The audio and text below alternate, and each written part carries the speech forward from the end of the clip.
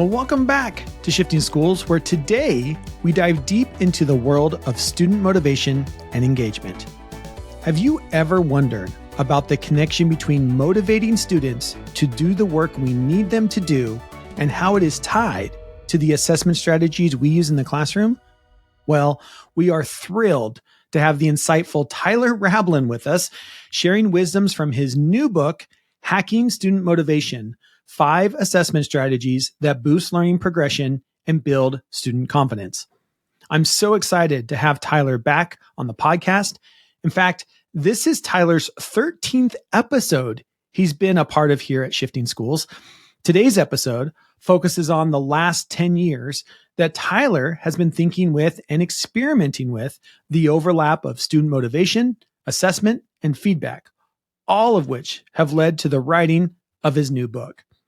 From the significance of learning progressions over traditional rubrics to the transformative power of giving students control over their educational journey, we're discussing the strategies that Tyler talks about in his book. If you are like me and can't get enough of Tyler Rablin, or you want an even bigger taste of what's in the book, you can head over to shiftingschools.com and under the resource tab at the top, click on webinars. There, along with more than 20 other webinars, you'll find 2 from Tyler on feedback and assessment, along with the slide decks and handouts for those webinars. So if you can't get enough of Tyler after this episode, make sure to head over to the website for even more.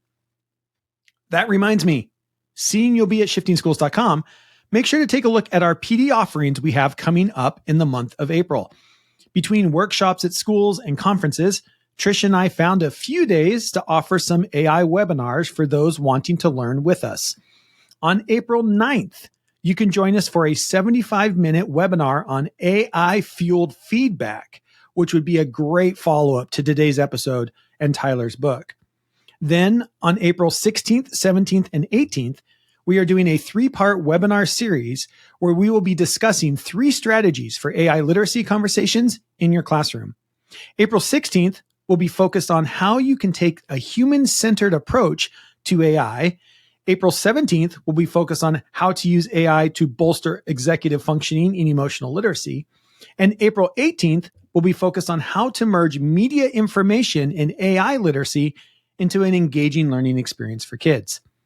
Of course, by being a podcast listener, you can save $25 on both webinar series by using code SSPOD25, all capitals, at checkout.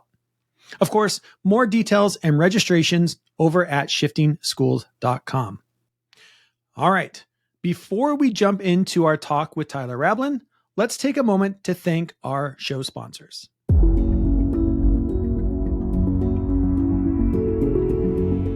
Thank you for tuning in to Shifting Schools. Let's pause our discussion to spotlight Libra HQ, a breakthrough in using AI to deepen connections within organizations. Imagine an environment where every staff member feels truly seen and valued. This is the heart of Libra's mission. Libra transforms how leaders celebrate and recognize the personal and professional milestones of their team members. It's not just about reminders. Libra's AI dives deeper, offering insight into enhanced team cohesion and promote a culture where support and acknowledgement are paramount. Picture a school where every individual is acknowledged, from work achievements to personal victories, creating a culture of appreciation in just minutes a day. In these challenging times, where the demands on educators have never been higher, Libra offers a way for school leaders to lead with true empathy and compassion, ensuring every team member feels an integral part of their community's success. Discover how Libra can revolutionize your school's culture. For a demo, contact me at jeff@shiftingschools.com. Let's build a future where every educator and staff member feels connected and valued. And now, let's get back to our conversation. And without further ado, I'm super excited to have Tyler Rablin back on the show and to talk about his new book, Hacking Student Motivation: 5 Assessment Strategies that Boost Learning Progression and Build Student Confidence. That is already a number 1 in Amazon under educational professional development. Enjoy this conversation. And with that, on with the show.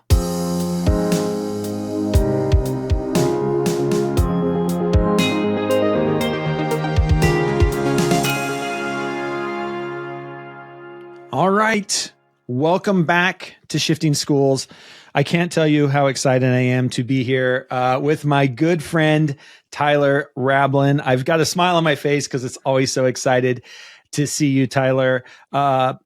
Usually because, and I don't know if you know this, almost every episode you're in ends up being our number one downloaded episode of the year, the last couple of years.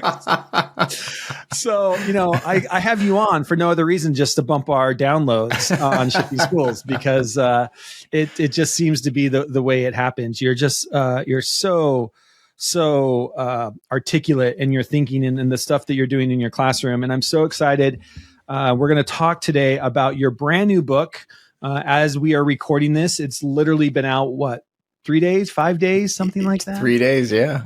Yeah. So Tyler has written a brand new book called Hacking Student Motivation. And if you've followed anything that Tyler has done over the last 5 or 6 years, this really is a culmination of everything you've been working on.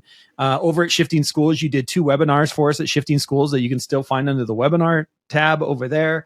I know you've been doing conferences. I mean, I left the comment, my Amazon review was like, I've been watching this book through conference sessions for 5 years, and it's great to see it all come together. So Tyler, thank you for being here. And I'm so excited to dig in a little bit more about your book, Hacking Student Motivation. But before that, for people who don't know who you are and why I'm so excited, can you give us just a quick background of just where you're coming from and why the book? Why now? Absolutely. So I am a high school ELA teacher. I still have to say that this is my first year out of the classroom and I have a really hard time starting with that, but I'm a high school ELA teacher. All the work that I've done around grading and assessment and feedback, it was kind of practiced in those 10 years that I was in the classroom. And then in the last year, this year is my first year transitioning fully out of the classroom. I am now an innovative learning coach. If you look at my contract, it's an instructional technology coach, but just changed the name. Yeah, it was instructional tech sounds like IT, and that was not what I wanted to do. So now I work with teachers really looking at ways to take the learning that we already do, the good learning that we do, and find ways to use technology, to use brain science, to use kind of innovative practices to magnify that impact with students. So that's where I'm at now in my day job. I spend some time outside of that, getting to work with other schools a lot of times around grading and assessment. That's really kind of my heart, my passion. That's what the book is sort of born out of. It's called Hacking Student Motivation because when we talk grading and assessment, the reason we need to talk about it is because we need to talk about student motivation and the barriers that sometimes schools can build to the motivation students have inside of them. I love that. Can you talk a little bit? Because I think this is one thing that I've always loved whenever I have conversations with you is this idea of motivation, assessment, and feedback. And I know you've been huge into feedback. And in the book, you talk about a lot of the hacks that you share in the book also revolve around how powerful and how feedback, I don't even know how to say it, like that feedback is the assessment. Like that is part of the entire thing. Can you kind of talk about, like, in your mind, when you think of motivation, assessment, and feedback, how do you kind of see those? What's kind of like the picture or the vision that you have around those three things? So I think for me, when I think feedback, a lot of times we narrow the scope of what we think feedback is, right? We think like it's just the comment that I leave on the page or, the little marks that I put on a student test. But really, I mean, the more broad definition of feedback is anything someone can use to gauge their progress in relation to a goal. So there's a fantastic talk called Can Skateboarding Save Our Schools? It's a TED Talk. And one of the things he says, he's a skater. He's also a physics professor. And he talks about how in skating, your feedback is when you try to do a kickflip and it hits the ground and you smack your ankle on the board. Like that is feedback. And it tells you this is what I need to adjust for next time. And so when I think about that, virtually everything we do with students in the classroom is an element of feedback. And so when I think about it more broadly, I mean, we have students in our classroom who some of them have this very confident academic identity, but most of them are still building that academic identity and they don't really know. They're looking for ways to figure out who am I in terms of a learner. and they're looking at everything in our classroom. And so often the things that they look at determine, do they believe that they can do it? And when I talk motivation, like that is the core of motivation. Does the student believe they can do it? If the answer is no, that motivation is going to plummet. And it's not, I think so often when we see that the motivation drops off, we think, oh, this is a student being, disobedient or not complying. But really, for a lot of students, when they lose that motivation, when they act unmotivated in the classroom, if you were to ask them, do you believe that you can do it? Their answer is no. And so it's not necessarily that they're trying to do something to disrupt what's happening in the classroom. They're doing something to protect their energy, to protect their identity, to protect their ego in some sense. Because if I know I'm not going to be successful, it's pretty hard for me to go out and try that anyways. If I know I'm going to fail, then I'm just like, you know what? This is where I'm at. And so for me, when I think about feedback in its relation to motivation, it's really on it's not giving praise. It's not just kind of throwing this false confidence out there for students, but really saying, hey, look, I want you to look at what you did. Here's evidence that you were successful at this piece. Maybe it's a really small piece, but a lot of times that's what students need. If they don't have any evidence of previous success, they won't believe they'll have future success. So my goal with feedback is I'm trying to say, hey, look at this. This is where you were successful. Now let's look at your next step where you can build on that. And that's to me the big link between feedback, our assessment and grading practices, and motivation. And how have you, I'd like you to talk a little bit about your school population, because I don't think many people know exactly where you're teaching and where you've put in these 10 years of really digging into these different assessment practices, this idea of where you've seen motivation because of assessment and feedback. So can you talk a little bit about like your 10 years of teaching, the social makeup of your school? Because I think that's important for people to know. And then maybe even a story of where have you seen this actually impact students? Like where do kids come in and are like, yay, I've got Mr. Rablin? Or they come in and like, oh no, he's going to make me think. So I've taught my whole career. I've been in typically rural agricultural communities, which oftentimes ends up being kind of important in the motivation element of school, because most students see their path to success, not most, but a large chunk outside of school, right? Like you've got a family that they own a farm. That's what the kid's going to do. School is kind of like, why would I care about school? You've got everything I need to learn. I can learn out on the 200 acres or 4,000 acres or whatever it happens to be. Like I'm going to take over the farm and be a farming family. My school is from 3 to 8. That's, a lot of students like I'm going to go, that's where I'm going to learn the things that will help me be successful. And so, in that context, when there aren't quite as many opportunities around, this is why I had to really think about motivation. Like you have students that come to school and it doesn't align with where they think they're heading or the goals that they have or the goals that their family has set for them. And so I really spent a long time thinking about what is my role here? How can I tap into the motivation that students have? Like, I think that's oftentimes you hear so many people say these kids just aren't motivated. And I always try to pause people there because they are just maybe not motivated towards the things we want them pointed towards when it comes to the classroom. And so that was a lot of sort of the context around where I did all this work, is looking at, for a number of students. And I think this is true pretty universally right now. But there's a large chunk of our students, no matter where we're at, who are like, this approach to learning, approach to education, this school piece doesn't fit where I think I'm headed, doesn't fit with my values.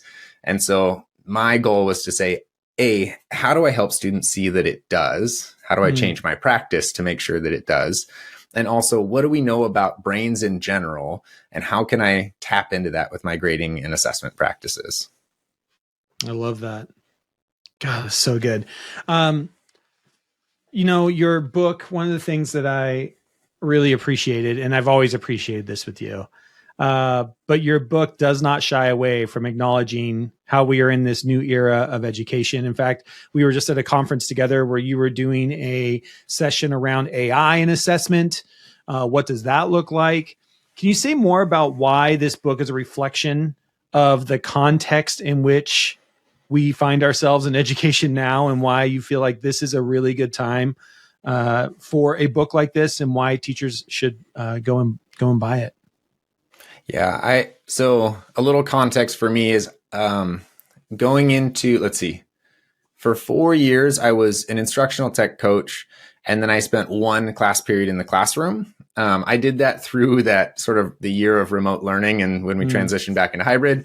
And to be honest, it sort of burned me out a little bit. And so I just wanted to get back in a classroom with kids. So I jumped back in. I was fully in the classroom. I was teaching my freshmen again.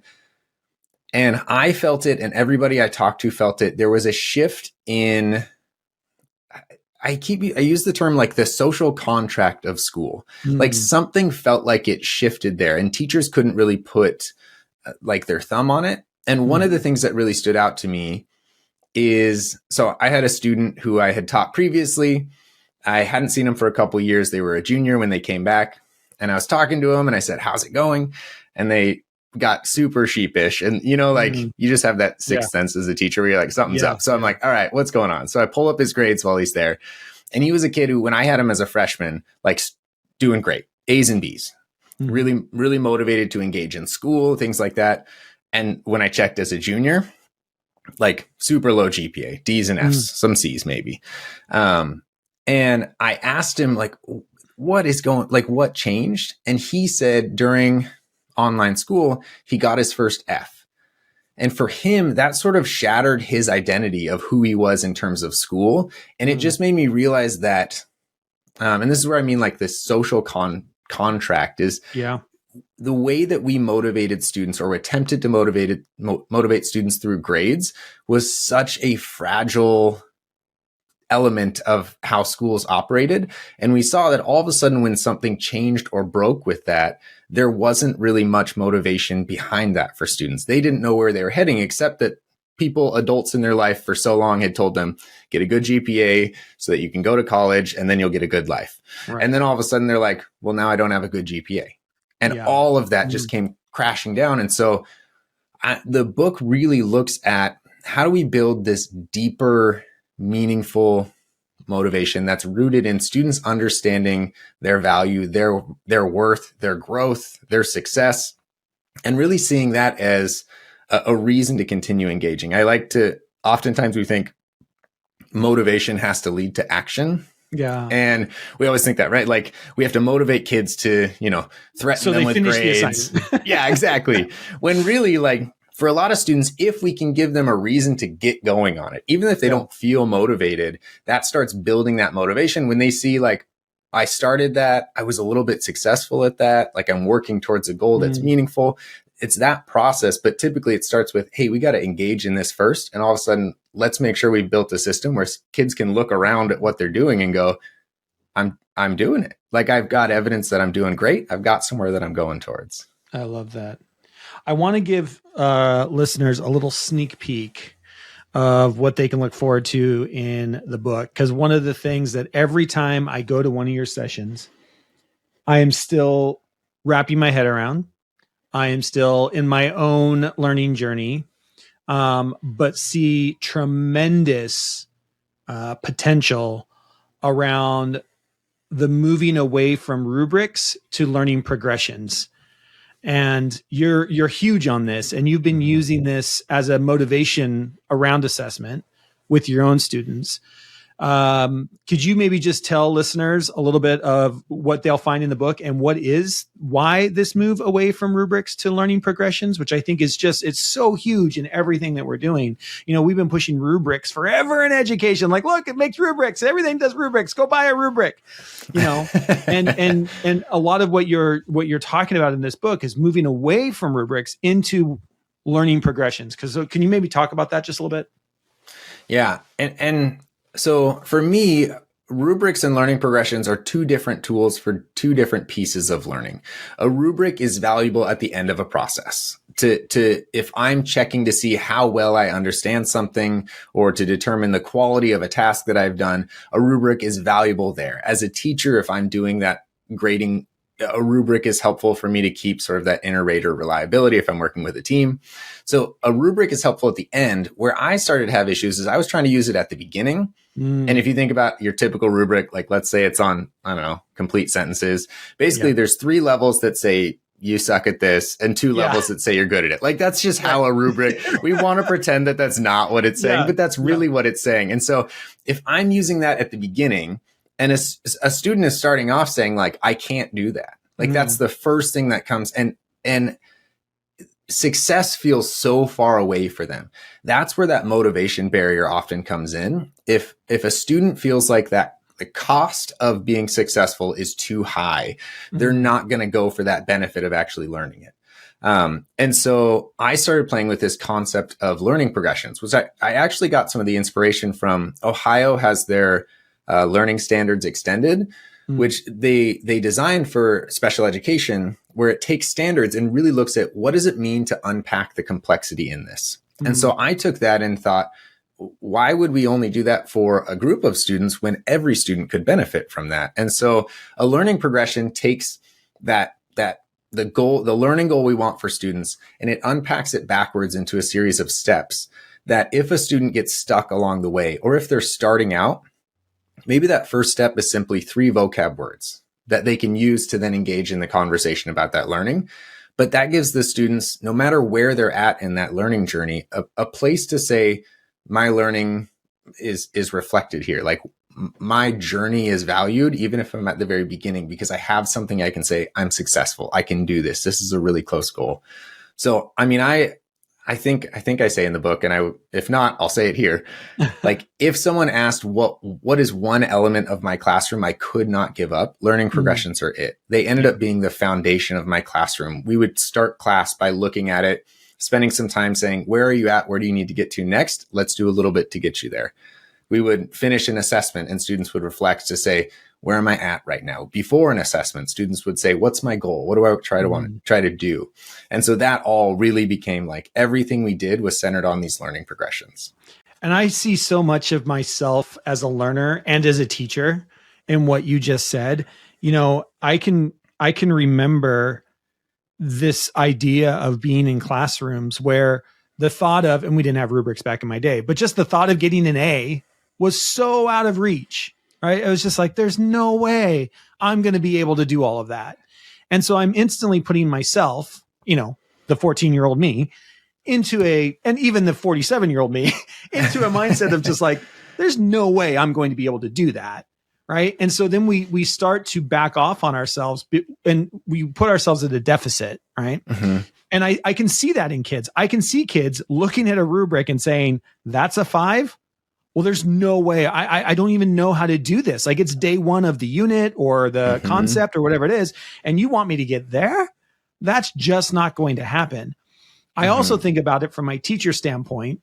And we've been talking about this, you know, quite a bit, that, you know, the pendulum shifts in education, yada, yada, yada. And we're coming back to this idea of inquiry-based education, project-based, problem-based education. And one of the issues that I'm hearing a lot of teachers say is, well, we tried this before.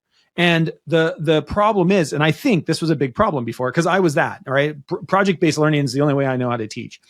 And I thought about that when I've gone to your conferences and just hearing you think again, every time I hear you, I'm just like, I want to be back in my 4th grade classroom, because I would do these large projects, right? We do project-based learning, these large projects, and I'd have a rubric that we were trying to do this large project and you were doing that. And I would assess along the way. It would be formative feedback along the way. I would encourage kids along the way. But I would love to be able to go back and say, here's project-based learning. Here's the rubric that we're all going to get to. And here are the different learning progressions. Like, here's a learning progression. I know you know nothing about geometry because we're just starting the geometry unit. But we're going to start at step 1 and we're going to move from step 1 to step 2 and step 2 to step 3. And you're going to see yourself moving down this path when we're talking about shapes and polygons and, you know, 3-dimensional shapes, 2-dimensional shapes. And you're going to be able to see yourself grow as we get to the end of the culminating activity, the project, whatever it happens to be, that the rubric will be there for. Do you find that if you do this, like, and this is me, if I would have that level of assessment and feedback and conversations and being able to support kids in the process of learning, by the time I get to the end result in the rubric, I've got every kid meeting or exceeding grade level. Mm-hmm. Did you see that? I mean, is that true? Is that kind of what you see? Like, if you've got that kind of, like, you've set up a structure now to support kids in getting there instead of just saying, go hit a 5. Yeah. And part of it is because so often, like, if we're talking a rubric, the vagueness of levels in the rubric means if I'm at a 2, I don't know how to get to a 3. Like, I don't know what my next step is. And for a lot of students who are struggling, that pause requires the teacher to show up and they're waiting, and it really slows things down. I always love the story that I think of. There was a student that I had in, this would have been about 5 years ago now. He was brand new to the country. Spanish was his primary language. And here I am asking him, and the school in general, asking him to engage in learning in English. Yeah. And he was really struggling. But this was one of the first years I really leaned on learning progressions. And I could see him in my class, like he couldn't yet sit down and write a full essay in English, but this first step in understanding, how to develop complete sentences was, can you identify nouns and verbs? And he was like, I can do that, because like he had plenty of Spanish education. And so he was like, all right, I know what this is.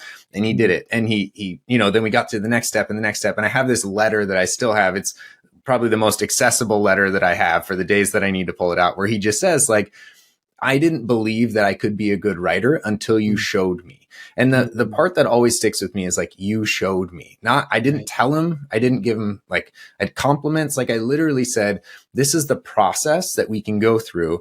Let me show you how you're successful at each step along the way. And it's that experience that really drove home for me. Like, this is important for all kids, but especially a student who comes to our class with gaps in understanding or with language gaps, or who just struggles in the content. Like, this is so important for them to be able to see that you are learning and successful, as opposed to you're not there yet. Because I think that's, for such a large group of our students, that's the message they get.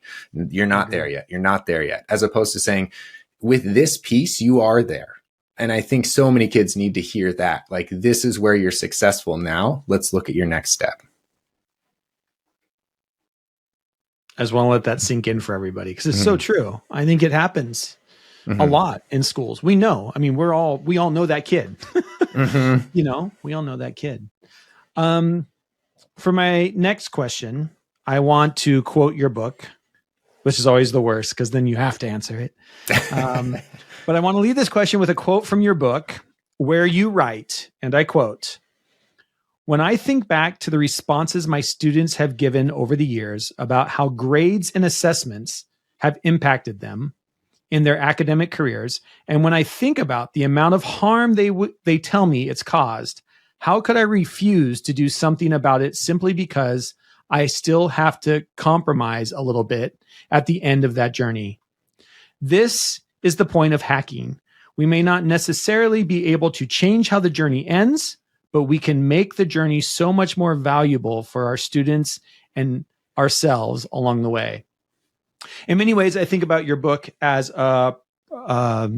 just a big thought partner in thinking big and small about the power dynamics in the classroom and in education at large, right? I mean, this is something we know. We've been talking for years that assignments and assessments are broken. Did power as a concept feel important to you as you drafted the book? Yeah, absolutely. And this came from, so when I talk about like the responses students have given, I did, when I was in my classroom every year, not at the beginning of my career, I was still figuring a lot out at that point, and I still am, but I learned to ask my students 3 questions, and I would give them a form at the beginning, and then we talk about it. And it said, do grades help you learn? How do grades make you feel? Why do teachers use grades? And when I sat down and looked at those responses, so often what I got from students is, when it came to grading, they felt helpless and powerless. And, I know we want to say, yeah, but the grade's in their control. They just need to put in effort. But what we say and what we want it to be, if it doesn't match the experience students are really having, and if they're telling us, hey, we feel like we have zero control over this process, that's where we need to pause and say something's broken.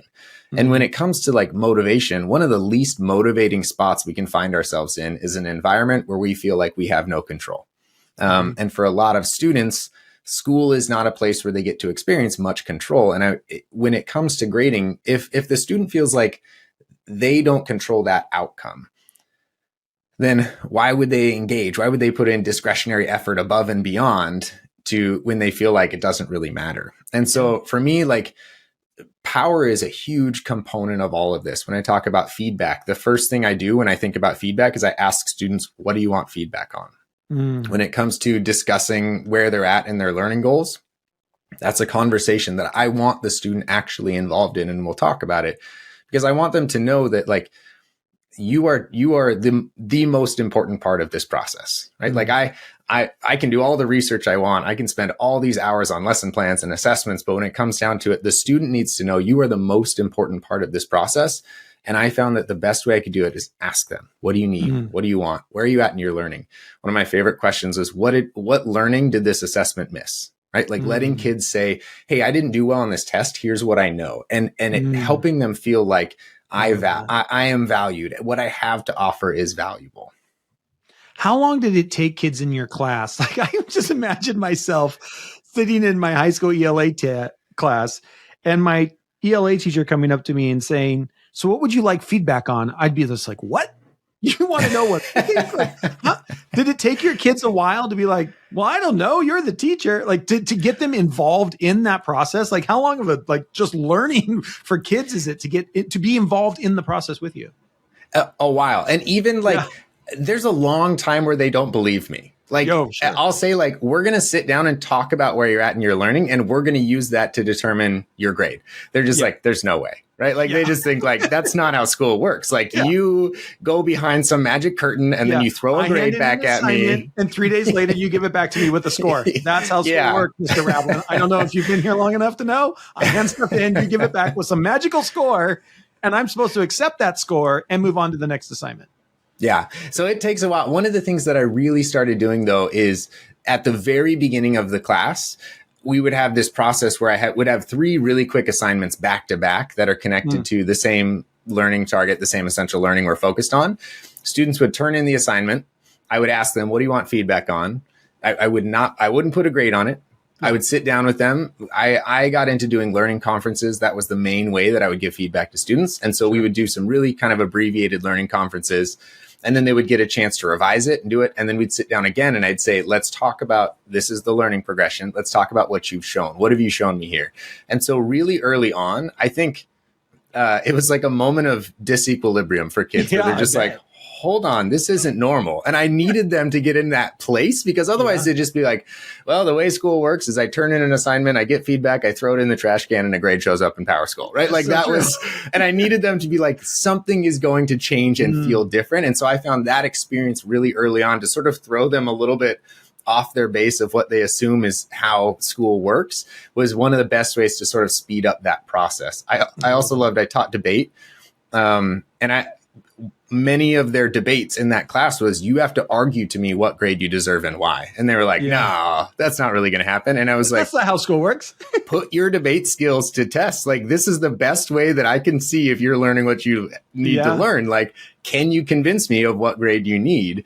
And then we'll sit down and look at the evidence that matches with that. But it takes a really, I mean, there are kids that just, they don't trust that that's actually going to be how it works out. They think at the end of the term, you're going to like, you know, tell them I've lied all along and here's your grade. Right. You have no say over it. So some kids, it takes the whole term. I taught freshmen and I had them all year long. And I appreciated that because when their trimester 1 grade came out, they realized like, oh, I was actually involved in this. Like I was not surprised at the end of the term. I knew exactly where things were. And so then the next 2 trimesters, we were kind of off and running and they really understood the process. Wow. Yeah. Because I can only imagine just like I just picture myself going, I don't know what I need feedback on. Like, I haven't even thought about it. I just did the assignment, Mr. Rablin. I have no clue. I need feedback on what grade. I don't know. Yeah, exactly. I could just see that. I could see that. So, well, Tyler, thank you so much. Talk a little bit as we get ready to wrap this up. How good does it feel to be done with this book? I know you've been working on it for years, to finally have it out in the wild. to have other educators downloading it. I think we were talking before we started recording, over 200 downloads of the Kindle version already. Congratulations on that. Mm-hmm. I think it's the right book at the right time. And I just strongly encourage everybody. There, of course, there'll be links to Amazon and everywhere else you can buy the book as well. But just talk about what these last 2 years have been like putting this book together for people.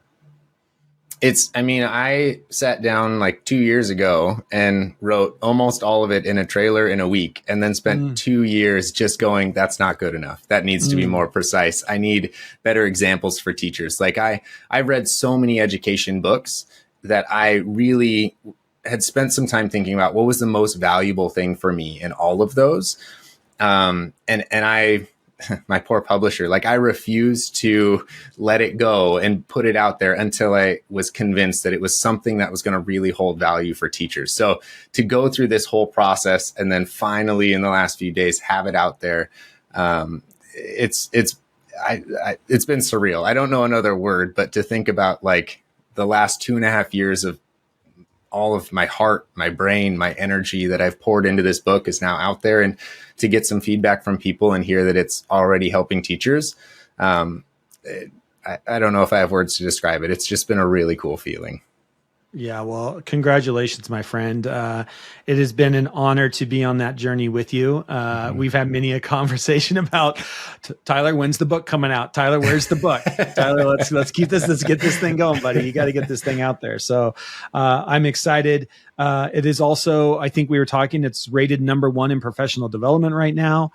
You can head over again. The link to Amazon will be in the show notes as well, or just go to Google and just do a quick Google search for Hacking Student Motivation, 5 assessment strategies that boost learning progressions and build student confidence.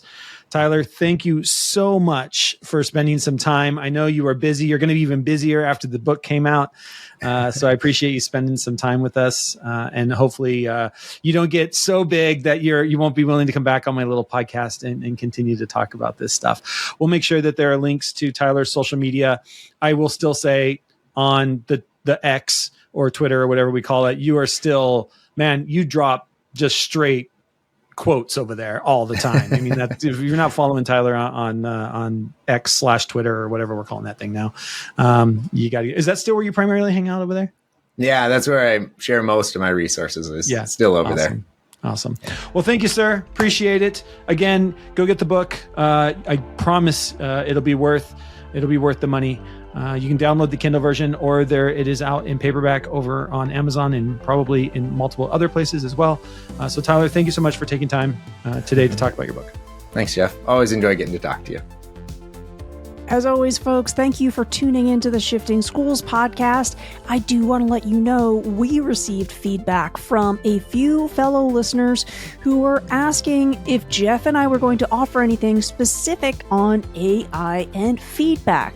So we've taken your feedback on, and coming up this April, we are offering AI-fueled feedback. This is a 90-minute webinar on April 9th.